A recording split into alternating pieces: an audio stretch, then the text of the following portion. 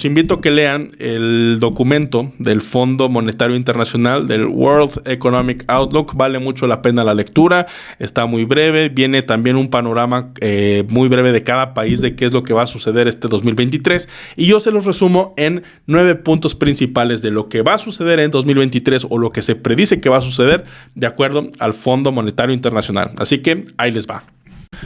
Número 1. El crecimiento global se verá desacelerado a 2.7%. ¿Qué quiere decir esto? Que la economía global va a estar sufriendo todavía por los estragos de la pandemia, por una guerra que está atacando prácticamente Europa en temas de energía, en temas de alimentos, por una economía que aún sufre estragos en las cadenas de suministro en varias industrias, incluyendo la automotriz. Entonces, por eso el Fondo Monetario ajusta el crecimiento del mundo para 2023 en 2.7%. Este es el primer punto. Segundo punto que es muy importante y ya lo hemos ido comentando en otros comentarios económicos semanales, que las 3 principales economías del mundo, Unión Europea, China y Estados Unidos, continuarán su desaceleración económica para 2023. Según el fondo, no hay manera de que esta tendencia se revierta y pudiéramos tocar algo, pues una recesión un poco más profunda o mucho más profunda para el próximo año. Tercer punto que destacamos, la economía seguirá sufriendo los estragos del conflicto, de la guerra que está sucediendo actualmente en Ucrania. En pocas palabras, los energéticos, que la crisis de los energéticos se está agravando en Europa. Tenemos alzas muy importantes en varios commodities, incluyendo por ejemplo el gas natural, que desde 2021 el gas natural en Europa se ha cuadruplicado de precio, y esto pues de alguna manera ha generado demasiada tensión e inflación en los precios de los alimentos que circulan dentro de la Unión Europea. Entonces el Fondo Monetario Internacional no ve que el conflicto entre Rusia y Ucrania acabe para el 2023, al contrario, cree que esto va para largo y por lo tanto seguirá afectando la economía global como lo ha hecho hasta ahora. Cuarto punto, esto es una buena noticia. El Fondo Monetario predice que la inflación va a llegar a su pico a finales de este año 2022. Seguiremos teniendo inflaciones elevadas durante 2023 y 2024. De hecho, aquí les tengo la proyección. Se estima que para 2023 en Estados Unidos la inflación sea del 6.5% y para 2024 la inflación sea del 4.1%, que sigue siendo elevada para Estados Unidos. Para México es lo que estamos acostumbrados, pero para Estados Unidos ya sería la normalidad.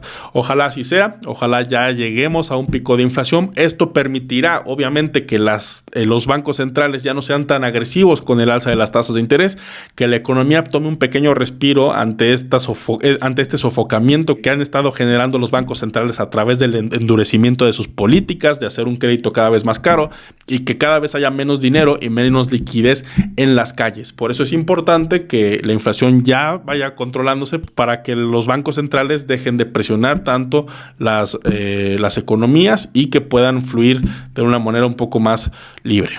Quinto punto, y esto sí es un poco triste, ¿no? La pobreza extrema sigue aumentando en el mundo. Actualmente el Fondo Monetario lo que ha visto es que la gente que está en calidad de pobreza extrema sigue aumentando y en pobreza en general. Aquí nos dicen que se estima que, nos dice el reporte, que 47% de la población global vive con menos de $7 al día, lo cual pues es prácticamente el umbral de la pobreza, ¿no? Esto lamentablemente la desigualdad sigue creciendo no solamente en Latinoamérica o en México, sino en todo el mundo y seguirá en 2023.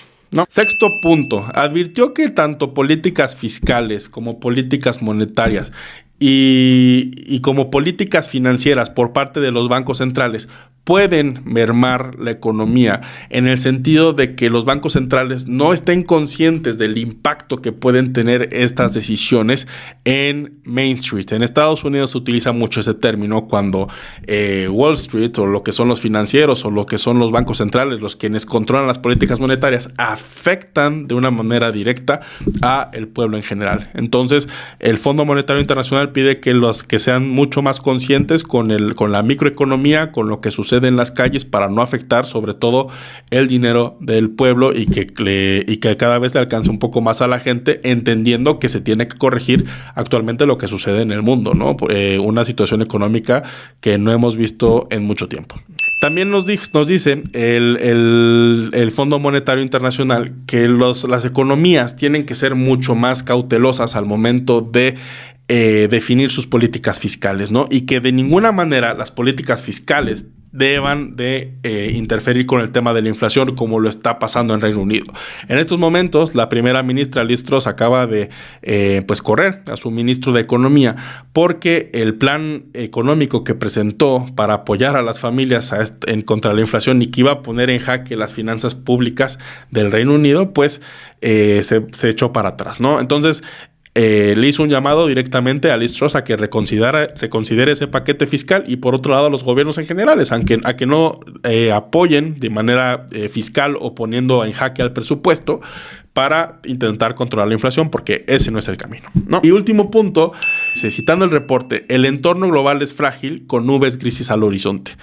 Ese es el resumen del del reporte, si lo queremos ver así en una frase.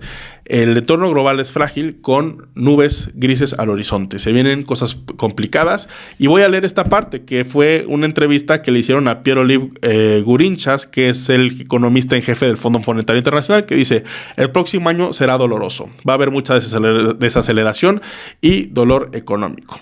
Tal cual. Así lo dijo. La verdad es que hemos estado conscientes de lo que sucede actualmente en la economía y por eso es importante que cada vez que hagamos nosotros inversiones, que leamos lo más que podamos sobre cómo está sucediendo actualmente la economía, cómo podemos sacarle mejor provecho a nuestras inversiones y sobre todo medir bien los riesgos, porque es una época global donde el riesgo está muy latente, está muy inherente. Hay volatilidad financiera en los mercados financieros, en los mercados de bonos y prácticamente uno puede caer en la crisis de no sé dónde meter mi dinero, no sé qué hacerle, no sé por dónde meterme. Entonces, aquí es importante, uno, rebalancear nuestras carteras de inversión con nuestro horizonte de inversión, tener bien en claro en qué queremos invertir, cuánto tiempo podemos dejar ese dinero sin tocarlo y posteriormente hacer estrategias de inversión que estén basadas en lo que está sucediendo actualmente en la economía y pues básicamente hacer un Excel por lo menos donde veamos cómo vamos a distribuir nuestros activos de inversión para sacarle provecho a esta economía que realmente está complicada. Yo actualmente sugiero que aprovechemos en Latinoamérica las elevadas tasas de interés a renta fija. La renta fija en estos momentos está pagando muy buenos intereses. Aquí les dejo un video para los que quieran en México aprender a invertir en CETES que les puede ayudar mucho y pues esperar y diversificar nuestras fuentes de ingreso. Eso es muy importante, ¿no? En entornos donde el 2023, como lo acabamos de ver, se puede ver un año muy difícil y muy complicado, siempre hay que estar muy alertas a cualquier oportunidad de negocio, cualquier oportunidad de inversión que nosotros podamos capitalizar, porque uno nunca sabe si en algún punto, algún sector en el cual estemos se vea complicado. Es muy importante tener diversificación y obviamente pues tener el conocimiento suficiente para capitalizar estas inversiones y que nos vaya muy bien. Bueno, pues eso fue el comentario económico semanal. Les saluda con mucho cariño Luis Mi Negocios. Muchísimas gracias por suscribirse al canal. Les mando un fuerte abrazo y un saludo a todos los que nos escuchan por Apple Podcast y por Spotify. Hasta la próxima.